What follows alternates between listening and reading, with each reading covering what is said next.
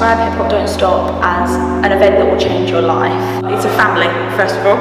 I was able to express myself, who I am, and I came because I want to be the best I can be and be surrounded by my Stars family.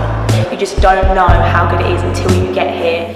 I definitely encourage all of my friends, no matter if they can dance or can't, to come along, and it just helps your confidence so much.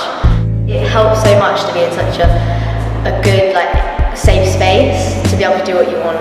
Just watching as well at the end. It's like Christmas, but dance Christmas. I would describe Hip Hop Don't Stop as empowering. Awesome! The best. The best. I love it. It's insane. Why do you not want to come to dance Christmas?